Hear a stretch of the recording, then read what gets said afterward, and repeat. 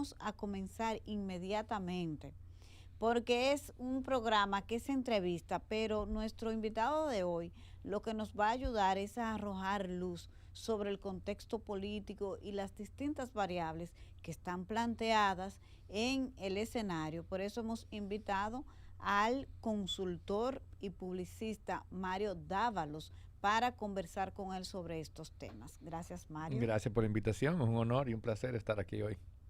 Bueno, Mario, yo espero que tú a nuestros seguidores les puedas dejar bien claro cómo concluye políticamente el año. Hay dos bloques establecidos, el bloque oficial encabezado por el PRM y una amplia lista de aliados, y el bloque opositor, que si bien esa lista de aliados no es tan amplia, son 3 partidos mayoritarios de 4 que tiene el sistema. Correcto. La alianza es importante para la oposición. La oposición, yo creo que la única viabilidad de competir efectivamente pues era esa alianza. A mí me parece una alianza acertada de fondo, más allá de que la forma por aquí o por allí, pero es una alianza acertada de fondo. Y empezamos a ver también un poquito de desgaste en el gobierno. No suficiente todavía para que haya un hartazgo con el gobierno, pero empieza a haber un desgaste importante. La reciente encuesta Greenberg arroja datos muy interesantes de lo que es el panorama, y antes de entrar en la parte política, yo creo que las cosas interesantes son esta percepción de que el crecimiento económico favorece a los ricos solamente. Eso es importante en este escenario, porque primero habla de un relato de crecimiento económico que tenemos 15, 20 años hablando de ese relato, y es un relato que está agotado, que ya la gente no lo compra más, que ya la gente lo entiende como un relato retórico, pero también presenta una debilidad porque es algo que el gobierno actual tiene una percepción de ser un gobierno de élites. Entonces, cuando el crecimiento económico nada más beneficia a los ricos y hay un gobierno asociado de élites y un gobierno el primer gobierno que simbólicamente representa a la clase alta, y digo simbólicamente porque más allá del tamaño de las cuentas de banco, yo creo que es un tema simbólico, pues entonces empezamos a ver ciertas fisuras que comienzan a aparecer. Por otro lado, el lado de la alianza, hay hallazgos importantes también y hay debilidades. La alianza no ha logrado generar ilusión suficiente para que el cansancio que hay con el Estado, con el gobierno, sea lo suficientemente grande para que haya un cambio de dirección. Esa ilusión todavía no se genera de parte de ninguno de los candidatos. Sin embargo, tú empiezas a ver una encuesta Greenberg que si tú evalúas el margen de error, empezamos a ver un 44% para el presidente a nivel nacional, y un 49% cuando se filtran los que probablemente no vayan a votar. A mí esos números me parecen un poco preocupantes para el gobierno, porque aunque es una ventaja que en 6 meses pudiera achicarse. Por otro lado, algo que me sorprendió muchísimo es que a esta altura de juego, en diciembre del 2023, tú tengas un candidato como Abel con un desconocimiento de un 22%, según la encuesta de CIS Latinoamérica. Eso es inaceptable realmente. Un candidato presidencial de un partido mayoritario en diciembre, a 6 meses de las elecciones, no debiera tener un 22% de desconocimiento, debe tener un 10% como máximo de desconocimiento. Sobre todo porque fue electo candidato hace ya más de un año. Correcto. Y sobre todo porque en ese año el primer trabajo que tú haces con un candidato es conocimiento. Si tú no tienes un conocimiento, un año antes, un conocimiento de un 80%, tú no tienes chance de ganar las elecciones. Eso de entrada es como una regla. Y estamos a 6 meses y no llega al 80%, está un 78% de conocimiento según esta encuesta. O sea que eso es preocupante, y eso es un poco el escenario donde empezamos a ver que se mueven los actores políticos. Y el caso del partido Fuerza del Pueblo y Leonel Fernández. Mira, es sorprendente para mí, realmente. Es sorprendente varias cosas al respecto. Primero, la fortaleza que hay con la juventud. Por un lado, tú tienes una juventud que es la más... Hay 2 grupos que son críticos del gobierno por encima de sus pares, ¿no? Que son los jóvenes y los menos privilegiados económicamente hablando. Los pobres. Los pobres, vamos a decirlo así. Y eso que el número que utilizan, el monto que utilizan para segmentar, son 150,000 pesos mensuales, que a mí me parece altísimo. Claro. Si lo segmentáramos en otros, me interesaría muchísimo ver esos números que no los conozco. El caso de Leonel Fernández y Fuerza del Pueblo es muy interesante. Yo creo que los jóvenes lo valoran. Si tú me hubieran preguntado a mí hace 4 años el futuro de Leonel Fernández, yo decía, no, eso era un muerto político. Y para nada, para sorprendido, es el segundo partido hoy, eso es indiscutible. Tiene una figura, tiene a su hijo que juega un papel muy importante para el partido, no solamente en su carrera senatorial, pero para el partido juega un papel muy importante, porque es la cara de la juventud y la renovación del partido. Y esa figura precisamente son las figuras lo que debió haber jugado Abel también en el PLD, que yo siento que todavía lo puede hacer mejor. Sí. Entonces, ¿cómo concluimos el año? Que fue la pregunta original. Como tú lo dices, ¿tienen tales retos?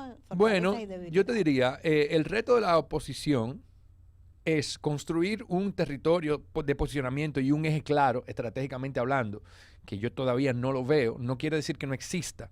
Puede ser que exista, pero no se siente, no se percibe desde un punto de vista analítico, no se percibe un eje estratégico muy claro. Cuando el eje estratégico del gobierno sí está muy claro, que es este tema de honestidad y corrupción. Es un eje, son dos polos muy opuestos que están muy bien planteados. No se siente de parte de la oposición. La oposición necesita poder generar un eje claro que movilice al voto, porque hay otro eje que la oposición ha intentado plantear, que es el de capaces e incapaces, que yo creo que es un eje, en mi opinión, que sí, la gente lo compra, pero no moviliza y no genera ilusión y no mueve el voto, porque todavía el recuerdo de los 16 años del PLD sigue muy fresco en la mente de la gente. Entonces, yo creo que ese punto es importante y es un gran reto que tiene la oposición. El reto del gobierno es frenar el cansancio, que es muy difícil de hacer cuando ya tú tienes tanto tiempo gobernando. Empieza a haber un cansancio que es natural, sobre todo en un momento de tanta desconfianza con los políticos. Yo creo que el gobierno se ha vuelto también muy retórico en algunas cosas, sobre todo en la comunicación gubernamental. Creo que electoralmente tienen un muy buen equipo. Son muy buenos electoralmente en campaña, pero en comunicación gubernamental se han vuelto un poco propagandistas y menos útiles hacia la población. Y creo que tienen un reto ahí. Y creo que tienen el gran reto del gobierno va a ser con los jóvenes y con los más necesitados y quitarse de arriba esa percepción de que es un gobierno que solamente beneficia a los ricos. Finalmente, ¿tú crees que esa narrativa, cierta o no, pero la gente lo ve así, ya la encuesta lo ha mostrado, afecta electoralmente el proyecto del PRM de la que es un gobierno de ricos, de popis? Mira, yo creo que afecta definitivamente. ¿Cuánto afecte? Pues dependerá de qué pueda hacer la oposición con eso. Sin embargo, el presidente tiene hoy una ventaja muy grande y separo presidente de gobierno. El presidente es visto como un hombre bueno, tiene una superioridad moral en la opinión pública, es visto como una persona honesta y la gente lo valora. De hecho, las grandes críticas que da el gobierno siempre, fíjate, que están enmarcadas en un mensaje de el presidente quiere, pero no lo ayudan. El presidente tiene buenas intenciones, pero su equipo no lo apoya. Hay un mensaje que está ahí, que todavía la población lo defiende mucho. Eso es un gran asset, es un gran posicionamiento que han logrado. Y va a ser muy difícil para la oposición, no imposible, poder competir con eso a corto plazo. Mario, cuando uno observa precisamente la encuesta Greenberg, que es donde yo baso, porque es la más independiente de todo lo que ocurre y la que tiene mayor crédito en la opinión pública, cuando se habla del presidente Abinader, el tema de la honestidad tiene una superioridad con relación a sus competidores. Sin embargo, cuando se habla de la capacidad y de que estábamos mejor, Leonel Fernández, que se evidencia también ya una polarización entre Leonel Fernández y Luis Abinader. No digo que no cambie, pero ha pasado mucho tiempo y eso se ha ido fortaleciendo en lugar de debilitarse. Cuando se hace esa comparación entre capacidad, y hay un alto número, creo que de 46%, que dice que estaba mejor en los gobiernos de Leonel Fernández. ¿Cómo podría, qué tendrá más valor? ¿El más capaz o el más honesto? Mira, yo creo que hay una dicotomía. Esto es una hipótesis. Nosotros la hemos ido investigando en varias encuestas y otras investigaciones que hemos hecho. Y hemos visto que la gente valora a los presidentes inconscientemente de dos formas. El presidente y el hombre. Entonces yo creo que la gente tiene en su cabeza que el presidente Abinader es un buen hombre, pero es menos competente, y que y que Leonel es no tan buena persona, pero es más competente. Esas son percepciones que yo creo que están instaladas ahí. ¿Qué pasa? Donde ha habido un gran trabajo que beneficia al presidente Abinader hoy en ese tema de la superioridad moral es todo ese discurso de corrupción y toda esa narrativa que se fue construyendo desde la oposición del PRM cuando eran oposición a través de los años. Como dije, hay un gran consultor de parte del PRM que lograron instalar esa narrativa basadas en hechos reales y no reales, en ambas cosas. Claro. Y entonces, frente a este escenario de tanto tiempo gobernando y esta idea de que los políticos son todos corruptos, la superioridad moral pesa mucho. En retrospectiva, todos evaluamos siempre que estábamos mejor en el pasado, la gran mayoría de personas. Eso pasa casi en todas las encuestas. Cuando miramos a futuro y evaluamos cómo van a estar ustedes a futuro, la gente entiende que al país no le va a ir bien, pero que a mí sí. Entonces hay también un optimismo ahí. El país no le va a ir muy bien, pero a mí sí. Y eso también lo vemos en las encuestas que realizamos. Entonces, para responder tu pregunta, creo que hay esa dicotomía de persona y gestor, vamos a decirle de alguna manera, o de presidente. Y por otro lado, pero creo que pesa más en el corto plazo o en el escenario actual, pesa más el tema de honestidad, porque es un gran trabajo que se ha hecho a montar ese relato como la solución a los problemas. Fíjate, hay algo muy curioso, cuando Karim era candidato, él decía algo como mejor loco que ladrón o algo así. Y tú te empiezas a ver como la corrupción se vuelve como la madre de todos los males, cuando realmente la corrupción es parte de, pero hay muchas otras cosas como la incompetencia, como la falta de organización, la inconsistencia, etcétera, que también son problemas nacionales históricos. Pero yo creo que la corrupción está metida mucho en el imaginario colectivo como el villano principal. Sí, eso es importante. Anoten esa por ahí, el villano principal. Con relación al tema del manejo del gobierno, que yo he escuchado mucha gente, tú sabes, que se dedica, se sientan en grupos, en cafés, en bibliotecas, en las redacciones de los periódicos, a criticar un poco el manejo comunicacional que ha tenido el presidente de la República. El presidente sale en todo momento, te sale hasta en la sopa, como dicen popularmente, y tiene una actividad a las 10 y otra a las 11, otra a las 12, y puede hacer 5 actividades transmitidas todas por medios, y esa no es el manejo normal de la figura del presidente de la República. Sin embargo, me imagino que esto le ha dado resultados porque él lo sigue haciendo. Es un gobierno extremadamente mediático, extremadamente sensible a la opinión pública, sobre todo en redes, muy sensible. En un criterio personal, yo pienso que debieran ser menos mediáticos, pero en un criterio profesional entiendo el impulso mediático, porque hoy todo se maneja por ahí. Entonces entiendo la razón. Si yo hubiera sido el estratega, el consultor, hubiera bajado un poquito para proteger más al presidente y para hacer esas apariciones un poquito más especiales. Yo creo que hay una saturación de eso. Pero los números están ahí. El presidente tiene una valoración de un 62% de valoración. Es alto. Recordemos que el presidente Medina también tenía aproximadamente una valoración similar antes del escándalo de Odebrecht, que cambió todo, cambió un poco toda la percepción que había del gobierno en ese momento. O sea que en ese sentido yo creo que les funciona. A largo plazo ya veremos si realmente es sostenible en el tiempo, sobre todo con un cansancio acumulado de un posible segundo periodo en caso de que la reelección vaya. Yo creo que la reelección es probable al día de hoy. Obviamente faltan 6 meses. Yo soy de los que creo que las elecciones se definen en los últimos 60 días. Sí. O sea que todavía falta mucho, pero aunque yo la siento más apretada, mi predicción es que una reelección es muy posible. Sin embargo, creo que va a ser un poquito más costosa de lo que ellos, no costosa, no me refiero financieramente hablando, me refiero costosa a nivel de costo político, y que el presidente llegará a su segundo periodo muy comprometida a su imagen y con muchas alianzas que tendrá que hacer también, porque creo que va a ser un poquito más cuesta arriba de lo que parecía hace 3 o 4 meses.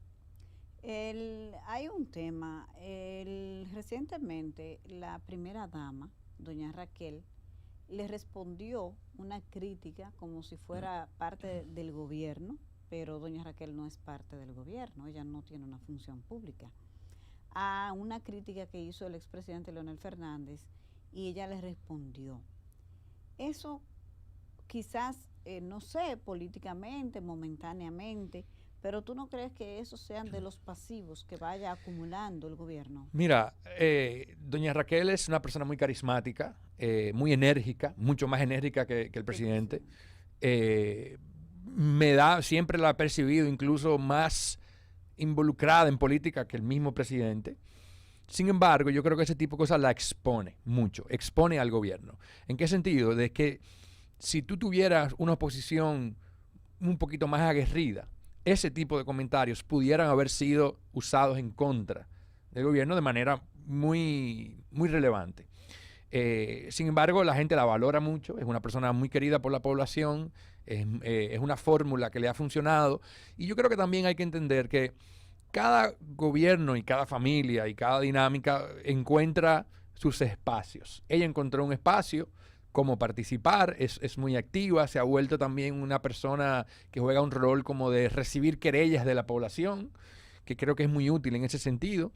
Sin embargo, ese tipo de interacciones directas con los candidatos la expone, porque tú pudieras perfectamente comenzar toda una ola de ataques por aquí o por allí y dejar muy expuesto a, o sea, se vuelve muy dependiente el gobierno de la valoración que tiene hoy doña Raquel y esas interacciones la exponen mucho. Yo creo que esa es su personalidad, la gente la quiere, la gente la valora mucho, pero es algo para tomar en cuenta. Sí. El tema de la oposición, mira, el gobierno tiene, además de doña Raquel, que se ha involucrado, juega un papel político. A la vicepresidenta ya anunciada, doña Raquel Peña, que ya tiene un papel como más de Estado, más seria. Ella tiene una función muy distante, no es esta persona carismática y que anda queriéndole caer en gracia a todo el mundo, no, ella tiene un perfil distinto. Y el gobierno tiene como muchas caras femeninas.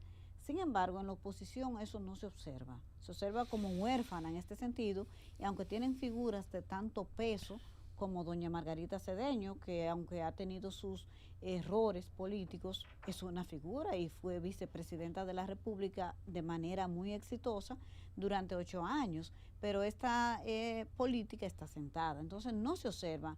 En la oposición, quizás por eso no pudieron responderle con efectividad a Raquel. Mira, es una buena observación la que tú haces, Yanesi. Yo tengo que admitir que yo soy fan de doña Raquel Peña. Sí. A mí me encanta. Yo creo que necesitamos más políticos así, Ay, sí. sin exceso mediático, sin esa adicción a la popularidad, gente más sensata, gente más aterrizada. O sea, a mí que trabaje más. me encanta. Y me puse muy contento cuando la volvieron a elegir como vice. Ella me parece de verdad espectacular. Me encanta su manejo. Sí. Estoy de acuerdo contigo que faltan figuras femeninas en que tengan roles activos. La figura femenina a veces juega un rol como cosmético, como para adornar una plancha, ¿no? Y en el caso de doña Raquel, pues, tú empiezas a ver que no, que hay doña Raquel Peña, que hay un rol muy protagónico, muy importante. Es una persona que escucha, que sabe escuchar, que está atenta. Es una persona que proyecta mucha confianza y sobre todo vuelvo a este comentario anterior de los excesos mediáticos. Creo que ya hace muy buen balance ahí. Ay, sí. Porque creo que si hay un pecado de este gobierno es ese exceso mediático, a mí me parece problemático. Pero, como diga, al final del día hay una rama de la consultoría política que cree en lo de la campaña permanente. Hay toda una rama de un grupo de personas que creen en campaña permanente. Yo no me incluyo en ese grupo. Yo creo que es muy importante distinguir entre comunicación electoral y comunicación gubernamental. Y creo que este gobierno no lo ha sabido hacer eso. Por eso digo que son muy buenos electoralmente, pero viven en campaña constante y se comportan como si estuvieran todo el tiempo en campaña. Por eso me encanta el manejo de doña Raquel y estoy de acuerdo contigo en que la oposición necesita protagonistas femeninas. En el caso de doña Margarita, que mientras estuvo en el gobierno, hubo un tiempo que era la reina de las encuestas, de la popularidad, y yo creo que ella mantiene ese cariño con la gente, pero cometió errores en un momento clave. ¿Ella puede recuperarse? Totalmente. No hay tal cosa como un muerto político y el caso de Leonel que conversamos anteriormente, sí, pues lo demuestra. no hay un muerto político, no hay tal cosa como un muerto político. Yo creo que todo el mundo que esté en política y que quiera seguir en política comete errores y tiene espacio para subsanarlo. Creo que también que sus errores no fueron capitales, que ella la puede recuperar. Me encantaría verla más activa. Creo que es una persona también carismática, tiene un estilo muy particular. No he tenido el chance de conversar con ella mucho, solamente brevemente, pero me parece una persona muy capaz y que entiende muy bien el ánimo social de la gente. Ay, sí. Entonces, creo que debería jugar un rol más activo y creo además que su partido lo necesita. Sí, y que ella se puede aprovechar la coyuntura como para recuperarse, creo yo, porque cometió errores, pero más de forma que de fondo, diría yo. Tengo una posición muy difícil porque tú dices, bueno, ¿en qué rol qué rol puede jugar? Yo no creo que debería repetir como vice, por ejemplo, sería... pero entonces, pero hay que buscarle un rol protagónico porque es una persona muy querida y creo incluso que nosotros hemos visto en muchas encuestas como la base del gobierno son los hombres mayores de 50 años de clase alta. Las mujeres no son el fuerte del gobierno y ahí hay una posibilidad de capitalizar en la posición y ella fuera una gran herramienta para eso. Claro, creo que sí, que tienen que aceitar. Una cosa, Mario, tú decías hace un momento que para ti las elecciones se deciden en los últimos 60 días. Sí, y la historia está ahí. Hay gente que a esta altura está ganada ya con la ñoña puesta y termina sentada en su casa y el que usted menos se imaginó es el presidente de la República. Eso ocurre. ¿Qué le conviene más a la oposición? Proyectar, seguir con la idea de forzar una segunda vuelta o hacer una alianza desde la primera vuelta. A ver, yo no sé si ni siquiera hay tiempo para hacer una alianza en la primera vuelta. No lo veo viable porque no me imagino al candidato del PLD, que está en tercer lugar, no me lo imagino cediendo. No lo veo sucediendo. No son las señales que ha dado, ¿no? Pero fuera de eso, imagínate que el cambio, que se dé acá un sueño, que le ofrezcan algo bonito. Y mira, yo no sé. Para la yo no sé, porque yo no estaría tan de acuerdo en apostar a una primera vuelta. Primero, el PLD está jugando más que para ganar las elecciones. De hecho, el PLD no es ya, el PLD está jugando para perder con dignidad, que es algo completamente distinto. Y yo creo que necesitan hacer ese papel. Y necesitan hacer una buena competencia, aunque no ganen, porque el futuro depende de estas elecciones, el futuro del PLD como partido. Yo he dicho anteriormente que el PLD tiene un problema de branding, de marca, de relanzamiento, y debe ponerle caso a eso de manera urgente. El PLD tiene una marca que está manchada y esa marca necesita un relanzamiento. Esta competencia es muy importante para ellos y yo creo que hacer una alianza en primera vuelta básicamente sepultaría al partido. Ahora bien, a la Fuerza del Pueblo sí le convendría una alianza en primera vuelta, porque obviamente son un competidor y unir fuerzas siempre va a ser más eficiente y siempre va a ser, y obviamente cuando continuamos al 20, el 20 tuvieron dos sucesos que marcaron la derrota del PLD y fue la división y la suspensión de las elecciones, por lo menos en mi criterio eso es así. Más allá de que el PRM hizo una muy buena campaña o que en su eje supo instalar ese eje de honestidad versus corrupción y demás, y hacer muy buen trabajo por ahí. Sin embargo, yo no veo recomendable para el PLD una asociación, o sea, digamos, un ceder y hizo todo en primera vuelta. Yo creo que el PLD tiene la necesidad de hacer la mejor competencia posible. Sí, pero mi pregunta es, vamos a ver cuál es el objetivo. Si el objetivo es sobrevivir como partido, lo correcto es lo que tú dices. Si nuestro objetivo como PLDista, vamos a decir, el PLD, su cúpula, su dirigencia media, su base, dice, no, a mí no me importa cómo lleguemos al poder, yo quiero llegar al poder.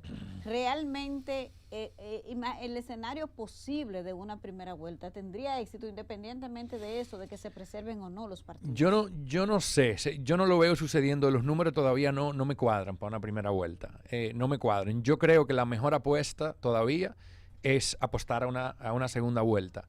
En base a los números. Estamos viendo todavía, depende de las encuestas, en algunas encuestas el presidente sale victorioso en una primera vuelta, por pocos puntos, en otra no, Pero yo creo que esto es una competencia que si la oposición tiene que ganarla paso a paso, tiene que ganarla chin a chin. Yo no veo sucediendo hoy que la oposición saque más de un 51, más de un 50 más 1. No lo veo todavía sucediendo hoy. Ni en primera ni en segunda vuelta. En segunda vuelta cambia, porque en segunda vuelta no hay que sacar 50 más 1, en segunda hay que sacar más votos que el otro, entre el balotaje. Bueno, sí. Entonces apostar a eso yo creo que es más inteligente. Hoy, si estuviéramos hablando de una diferencia más pequeña, yo te diría que quizá habría un rejuego ahí. Si uno suma los votos que da el Greenberg, el 44 y los 17 de Abel y los 29 de Leonel, la oposición tiene, pero ¿y el impacto en la población, en el imaginario, de que esa alianza podría, eso no suma? ¿Tú no lo verías así? Bueno, lo que pasa es que te digo, yo creo que al final no hay que verlo, hay que verlo desde cada punto de vista. Y yo creo que al final del día, desde el punto de vista, o sea, el PLD se está jugando su partido. Y no creo que pongan eso en riesgo. Si yo fuera consultor, si yo fuera PLDista y estuviera involucrado en la decisión, yo no pondría el partido en riesgo, o sea, porque creo que hay que pensar más a largo plazo. Y a largo plazo se están jugando la supervivencia y por eso pienso que no se trata ya de ganar, se trata de hacer una carrera, una competencia buena. Y si van a perder con dignidad. Y sacar un 13% o un 15% de venir de tantos años en gobierno, me parece que sería fatal. ¿Y tú crees que podría sacar más de ahí el PLD? Yo no lo veo, ¿no? Digo, no sé, porque faltan mucho Falta tiempo. Lo que pasa es que tú dices, bueno, si sigue comportando como se viene comportando, ¿cómo se está comportando el PLD? Con una campaña de tierra agresiva, muchas visitas, pero con ejes estratégicos completamente ausentes. Entonces, ese eje estratégico no existe y la coherencia en campaña no existe. Como te decía, es imperdonable que el candidato de un partido como ese tenga un 22% de desconocimiento en diciembre del 2023. El año preelectoral. Eso es imperdonable. Y por eso creo que ahí lo que falta es coordinación, ahí falta estrategia y ahí falta consistencia. El trabajo de tierra lo veo sucediendo, veo mucha visita, veo al expresidente Medina muy presente y creo que esa parte está muy bien, pero falta todavía ese posicionamiento que no lo veo muy claro. El caso del PRM, del presidente Luis Abinader, ¿tú lo ves ganando en primera vuelta? Es posible, es una posibilidad, según las encuestas, es una posibilidad real. Yo creo que es una posibilidad que la encuesta Greenberg, como pienso igual que tú, es quizá a la que más le creo, tiene un margen de un 3% o 3.5%, no recuerdo exactamente. Entonces, si nos vamos a ese 49% de votantes probables, pues entonces tú empiezas a ver que sí, que es posible incluso, porque el margen de error te da que pudiera andar por ahí. O sea, que es una posibilidad. Y yo creo que es la gran apuesta del PRM. Ellos harán todo lo posible y movilizarán todo lo que tengan que movilizar y harán las alianzas que tengan que hacer para ganar en primera vuelta. Ese debe ser su meta, porque hice en la segunda vuelta, primero, ya de entrada manda un mensaje malo, te desgasta, te compromete, y en una segunda vuelta todo es posible. Si vemos elecciones en Latinoamérica, vemos elecciones en Ecuador, en Chile, el que ha ganado las elecciones no quedó en primera vuelta, quedó en segundo o en tercero y terminó ganando en segundo. Es verdad que son modalidades distintas, pero aquí también pasó en el 96. No ganó el que quedó en primer lugar. Bueno, pues entonces por eso una segunda vuelta, llegar a una segunda vuelta sería un escenario muy complicado para el gobierno. El tema de la economía ha sido un año económicamente malo.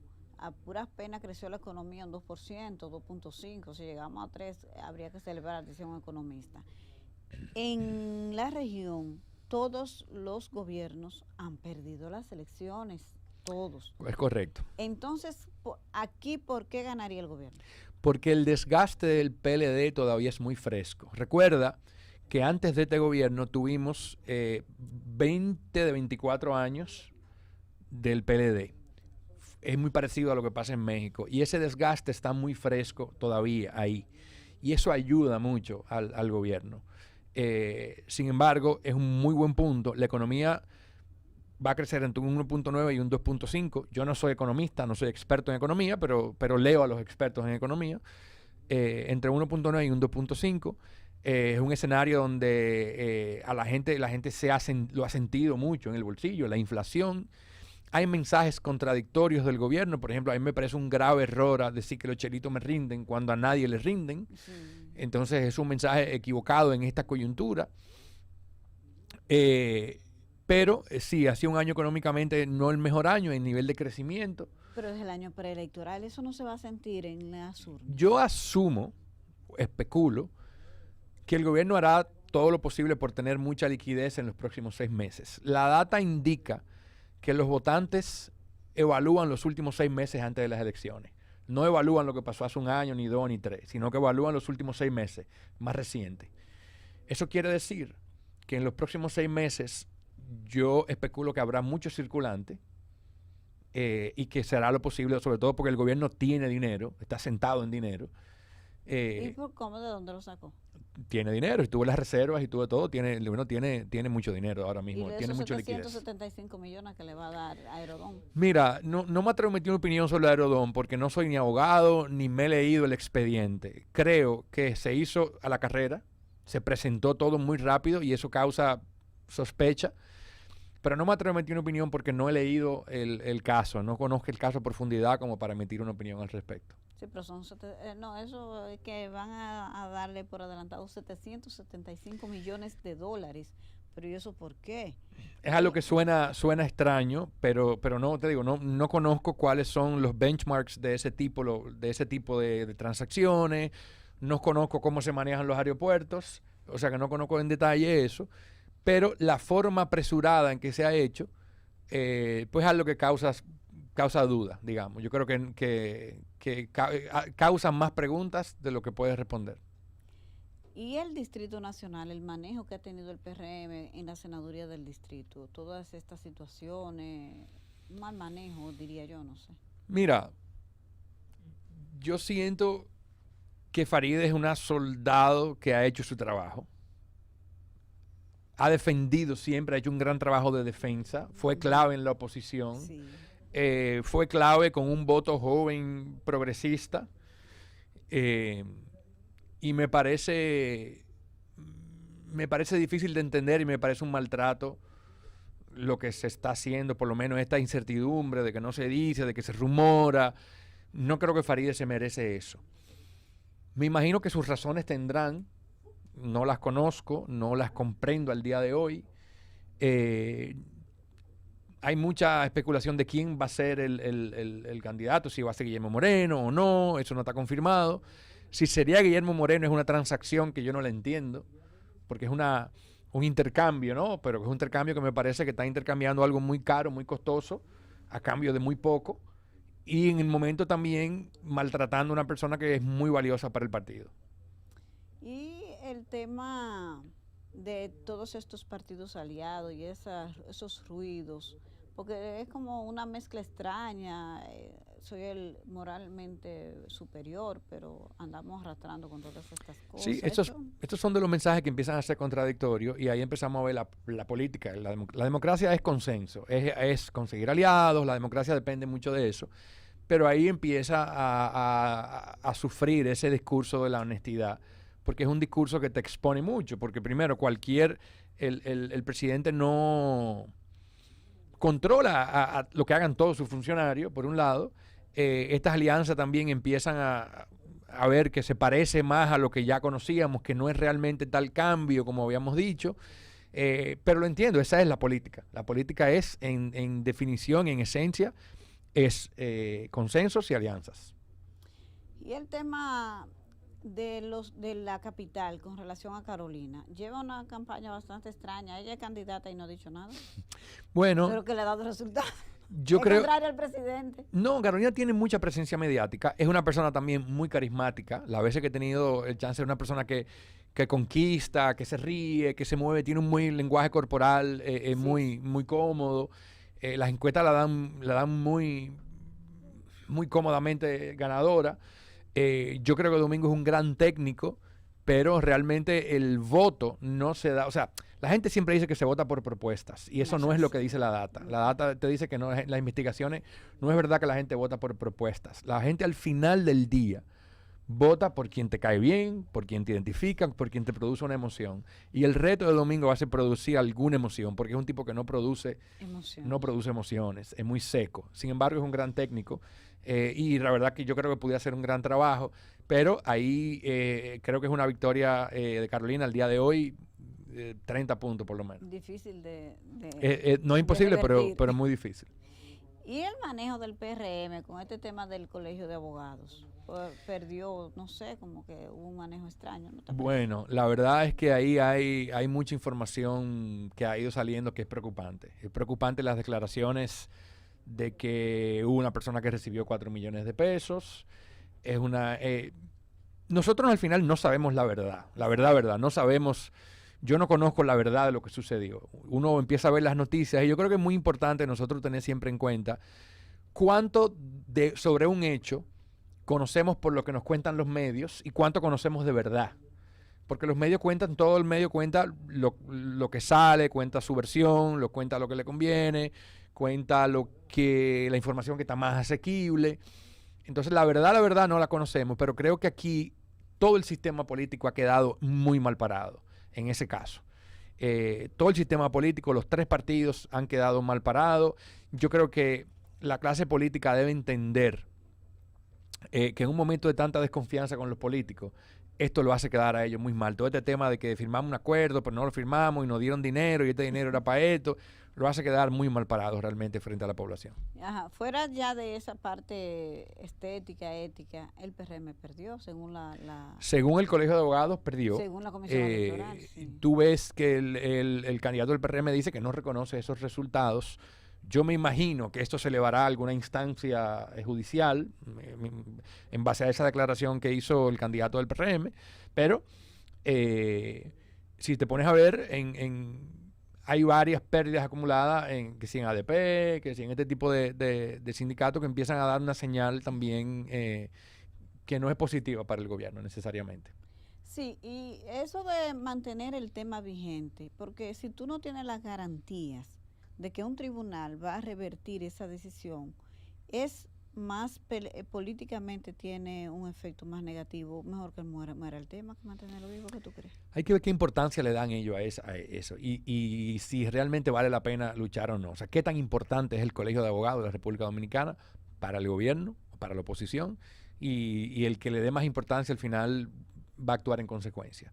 Pero yo creo que toda la clase política sale embarrada de este suceso. Bueno, Mario, ya nos dicen los muchachos que se acabó el tiempo. Gracias por venir a nuestro programa, por orientar con tanta objetividad a nuestros seguidores, porque la verdad es que tenemos un problema. Hay mucha subjetividad y mucho emitir opiniones por encargo. Yo creo que la población está un poco expuesta a ese tipo de cosas, porque la gente necesariamente no tiene que saber de lo que nosotros hablamos, cada quien tiene sus ocupaciones y lo que hacemos, opinión pública, medios de comunicación, deberíamos tener la responsabilidad de orientar mejor a la gente con los datos. Es muy difícil ser objetivo en la política porque hay muchas pasiones, pero para mí es un compromiso que trato de hacerlo todo el tiempo. Gracias, Mario. Gracias. Chao. Buenas noches. Nosotros nos encontramos.